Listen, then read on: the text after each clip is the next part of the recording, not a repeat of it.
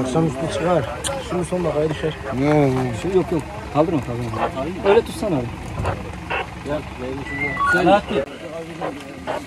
İşte başka aranızda asarı gösteririz. Reis. Yıldızlar diyor, siz gidin. Ne kadar dost diyor. Yıllar borcu. Hazır mı abi?